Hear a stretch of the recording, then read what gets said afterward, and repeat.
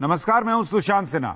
Lockdown में देश मजदूरों की बेबसी, लाचारी और मजबूरी की तस्वीरें देख रहा है।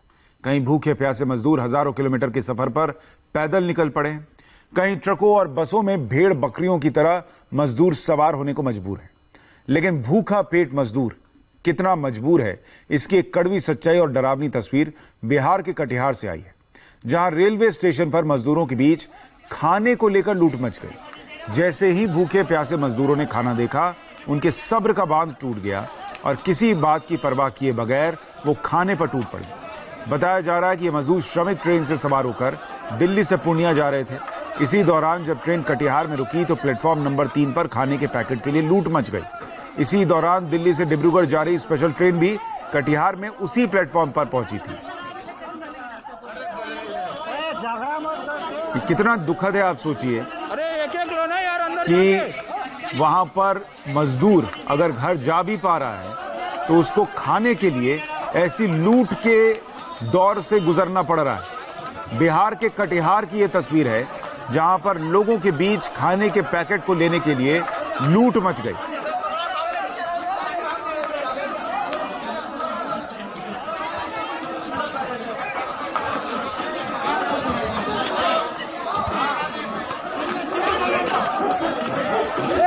कुछ लोगों को खाना मिल गया, वो वहां से खाना लेकर चले गए, लेकिन जो बाकी थे वो उसी जो लिमिटेड पैकेट्स थे उसी में आपस में भिड़ रहे थे कि हमें भी मिल जाए, हमें भी मिल जाए।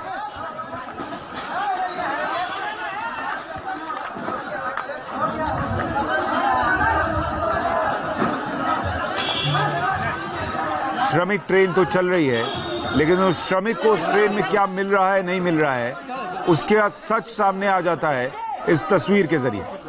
खाने के पैकेट की लूट मची हुई है। अरे एक एक लो ना यार, अंदर जाके।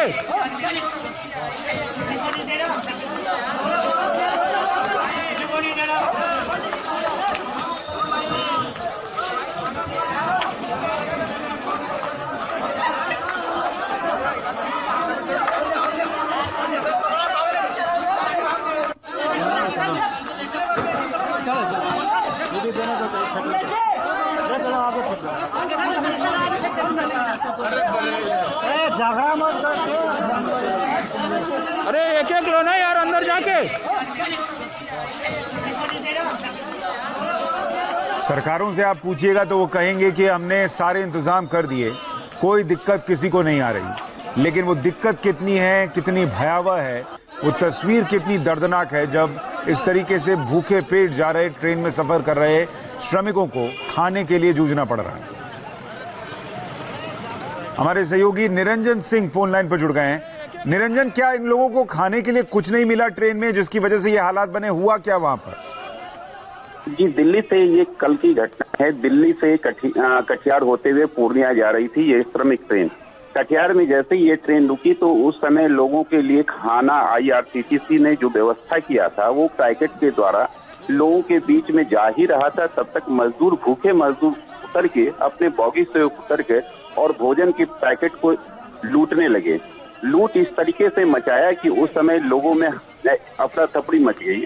संयोग की बात यह है कि उसी समय दिल्ली से पहली ट्रेन राजधानी जो कटिहार के 1 नंबर प्लेटफॉर्म पे रुकी थी, उसके भी पैसेंजर वहां के इस भीड़ को देखकर वो परेशान हो उठे और वो भी स्टेशन से जल्द निकल के अपने घर की ओर जाने लगे।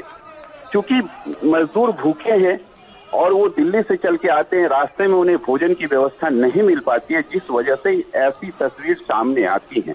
ये तस्वीर वायरल होने के बाद जहां प्रशासन इस पे कुछ भी कहने से इनकार करते हैं, वहीं इस बात से मजदूर अभी भी परेशान है, भूखे प्यासे चलते जा रहे हैं।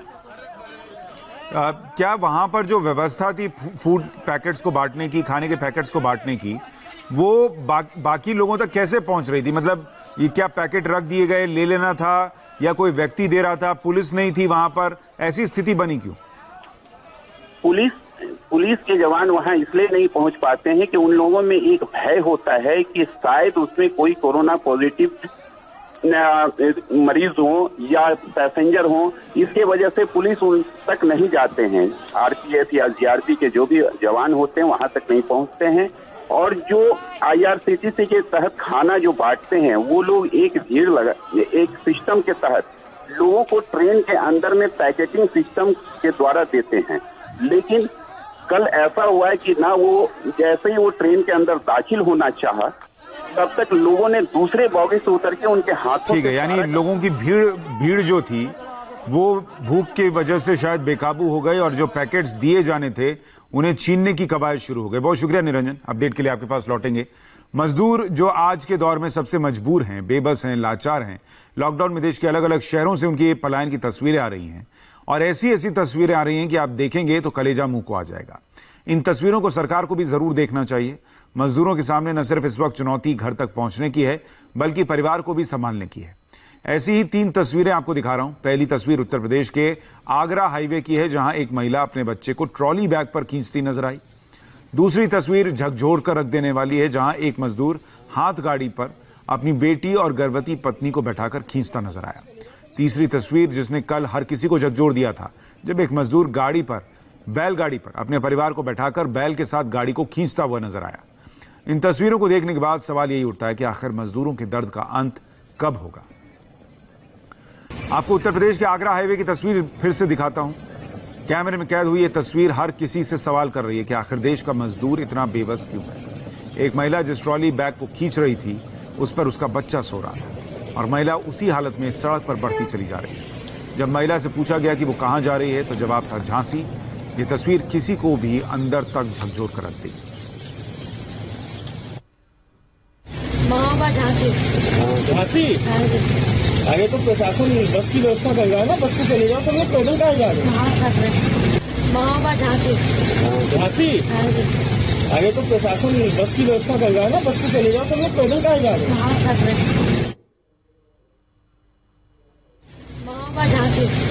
झांसी आगे तो प्रशासन बस की व्यवस्था कर रहा है ना, बस से चले जाओ तो लोग पैदल कहाँ जा रहे हैं। झांसी आगे तो प्रशासन बस की व्यवस्था कर रहा है ना, बस से चले जाओ तो लोग पैदल कहाँ जा रहे हैं। सब्र का बांध टूट रहा है मजदूरों का। कई लोग ट्रेन से जाना चाहते हैं, कई बस से जाना चाहते हैं, लेकिन जब वो व्यवस्था मिल नहीं रही है तो इस तरीके से पैदल निकल जा रहे हैं। लेकिन मजदूरों को भी एक बात समझनी होगी कि इस तरीके से पैदल जाना इतनी गर्मी में उनके लिए जानलेवा साबित हो सकता है। इसलिए थोड़ा इंतजार अगर कर सकते हैं तो करें। अगर चलकर जाना ही चाह रहे हैं तो कम से कम पास के जो प्रशासनिक अधिकारी हैं, डीएम का दफ्तर है, वहां जाकर पूछ लें कि हमारी व्यवस्था क्यों नहीं हो रही, हमें खाना क्यों नहीं मिल रहा, जाने के लिए व्यवस्था क्यों नहीं हो रही। लेकिन इस तरीके से निकलना भी एक तो उनके लिए सेफ नहीं है, उनकी जान के लिए खतरा है, और दूसरा प्रशासन की लापरवाही सामने आ रही है। ये बात भी हमें माननी होगी। लॉकडाउन की वजह से देश भर से परेशान मजदूरों की ऐसी तस्वीरें आ रही हैं और एक ऐसी तस्वीर मध्य प्रदेश के बालाघाट से आई, जहां रामू नाम के मजदूर ने हाथ गाड़ी के जरिए अपनी गर्भवती पत्नी और 2 साल की बच्ची के साथ 800 किलोमीटर का सफर तय किया। हाथ में छाले पड़ गए, खाने को कुछ था नहीं। फिर ये मजदूर अपने परिवार को मीलों हाथ गाड़ी से चलाता रहा। इस हाथ गाड़ी पर पत्नी और बेटी तो सवार थे ही, सामान भी लगा था। इतनी तेज धूप है, खाना नहीं है, पानी नहीं है, फिर भी ये शख्स 17 दिन से इस तरह से परिवार को खींचता हुआ हाथ गाड़ी पर बालाघाट पहुंचा है। 17 दिन में। 1 मिनट बाद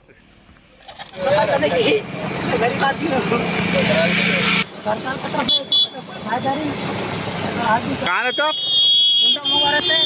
कुंडा मोगा। कहाँ से आ रहे थे? बाहर कमाने गए थे। हाँ, जुगाड़ हुआ नहीं। हाँ। आने का पैसे का। रुक जाओ ना भैया। हैदराबाद से आ रहे हैं। तो कोई शासन ने आपको कोई व्यवस्था नहीं दी क्या? बिल्कुल नहीं। किसी भी तरीके से? सिर्फ गोंदे में एक बार खाना मिला हमको। हाँ। बाकी कहीं पे हमको कुछ नहीं मिला। यहाँ पे खाना मिला तो वो खाना भी खाने योग्य नहीं था। कहाँ? ये राजेगांव में। तो आपकी मेडिकल जांच वगैरह हो गई? हाँ, हो गई। तो आपको वहाँ जो हैदराबाद में किसी तरीके की सुविधा नहीं मिल पाई है? नहीं, कुछ भी नहीं, किसी भी तरीके नहीं। बालाघाट की तस्वीरें दिल को झकझोरने वाली हैं। कोरोना काल में नंगे पांव बच्चों के साथ हजारों किलोमीटर का सफर करने को मजबूर इन मजदूरों की बेबसी का जिम्मेदार कौन है? ऐसी ही परेशान करने वाली तस्वीर दिल्ली से भी आई है, जहां अब भी मजदूरों के निकलने का सिलसिला लगातार जारी है। दिल्ली की सड़कों पर हजारों की संख्या में मजदूर रवाना हो रहे हैं। हमारी सहयोगी दीक्षा पांडे ने इन मजदूरों से बात की और उनके दर्द को सुना। लॉकडाउन के बाद से लगातार बिगड़ती आर्थिक स्थिति के बाद अब तमाम प्रवासी मजदूरों का पलायन लगातार चल रहा है और ये गाजीपुर के आसपास की तस्वीर है। यहाँ पर बड़ा परिवार है जो कि कहीं जा रहे हैं। आप लोग कहाँ जा रहे हैं? हमीरपुर जी। कहाँ से आ रहे हैं अभी हरियाणा गुड़गांव से पैदल आ रहे। गुड़गांव से पैदल आ रहे हैं? हाँ जी। सुबह कितने बजे आप लोग चले वहाँ? 4 बजे सुबह। तो आप लोग जब आ रहे थे रास्ते में क्या क्या दिक्कतें आप लोगों को आई? बहुत ही दिक्कतें, पर बैठते उठते चले आ रहे हैं, भूखे प्यासे, अपने छोटे छोटे बच्चे कुछ खाने पीने को तो है ही नहीं। कहीं रुकते रुकते हुए आए हैं या सीधे यहाँ तक पहुँचे? नहीं, रुकते रुकते आए, बैठते बैठते आ रहे, चले आ रहे बस। इतना भारी आपके सर पर आपने उठा रखा है, क्या करे जी? सामान जब निकाल दिया मकान मालिक ने तो आ गए। अब वो सामान कहाँ फेंक आए? कपड़ा लत्ता है और तो बर्तन सर्तन सारे फेंक आए। ये गाजीपुर के आसपास की तस्वीर है और ऐसे ही जो मजदूर हैं वो यहाँ से पैदल निकल पड़े हैं। इन्हें हमीरपुर जाना है जो कि उत्तर प्रदेश में पड़ता है, लेकिन ये सिर्फ पैदल, और ये दिल्ली से नहीं आ रहे हैं, ये गुड़गांव से पैदल चलते हुए आ रहे हैं। इनके साथ इतना नन्हा बच्चा है, कैसे ये इसको संभालेंगे, क्या खाएंगे, क्या पिएंगे, इसका कुछ भी भरोसा नहीं है, ना कोई इंतजाम है। NH9 हाईवे के नीचे की मैं तस्वीर आपको दिखा रही हूँ। यहाँ पर तमाम प्रवासी मजदूर जो हैं वो पलायन के लिए निकले हुए हैं। फिलहाल काफी धूप होने की वजह से वो यहाँ पर आराम कर रहे हैं, लेकिन कहते हैं ना कि आपको दर्द तभी होता है जब आपके पाँव में छाले हों। यहाँ पर कुछ लोग हैं। भैया, आप लोग कहाँ से निकल के कहाँ जा रहे हैं? हम जा रहे हैं प्रतापगढ़।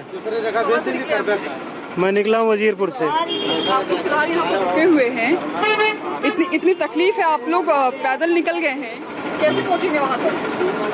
पास में तो पैसे नहीं है, मगर ये है कि निकलने का पूरा कोशिश कर रहे हैं, क्योंकि खाने पीने को कुछ नहीं है।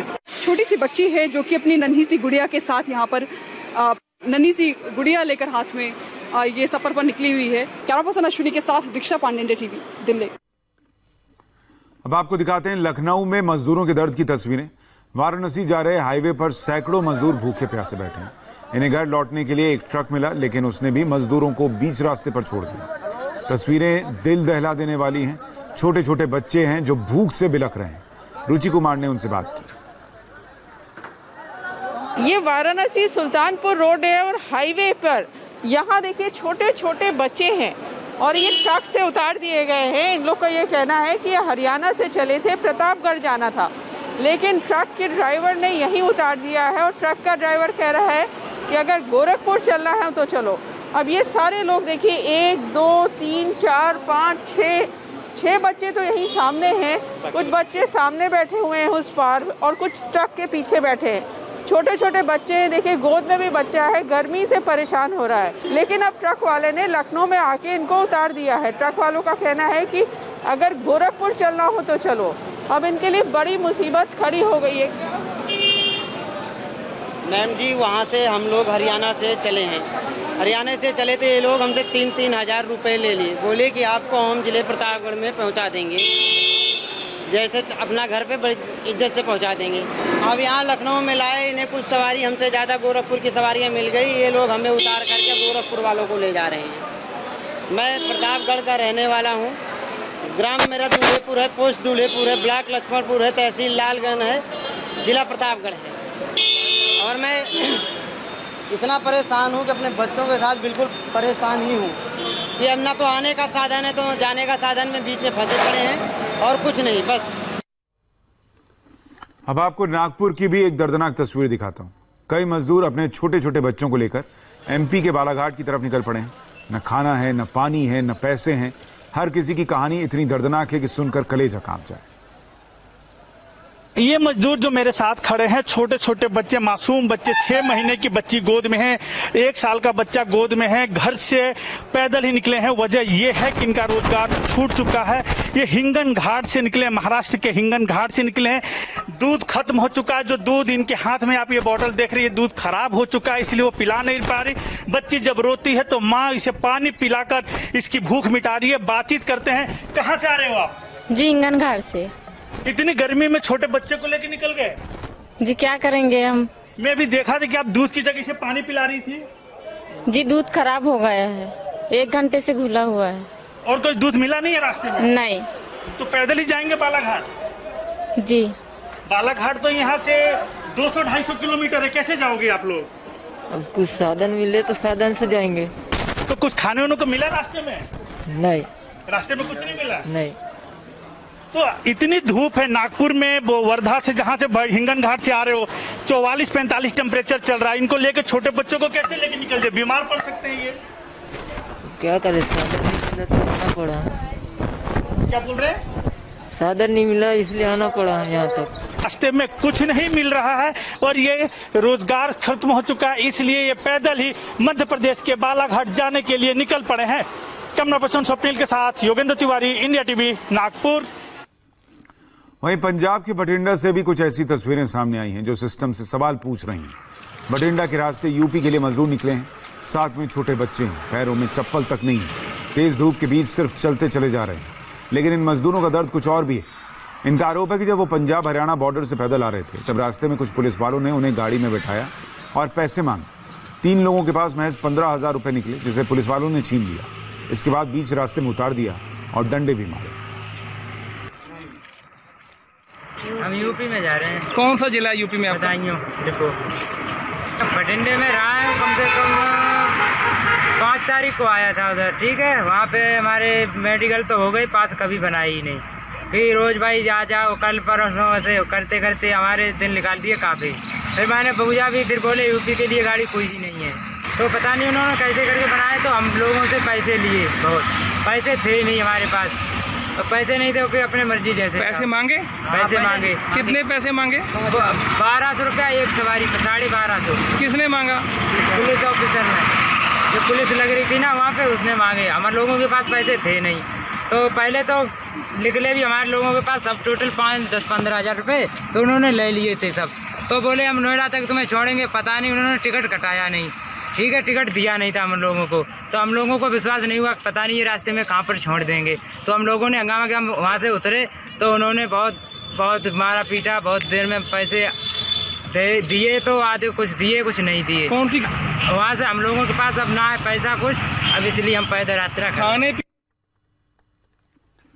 और अब बात कोरोना के मीटर की। पहली बार 24 घंटे में 472 केस सामने आए हैं, लेकिन लॉकडाउन 4.0 पर दिल्ली वालों के दिल में क्या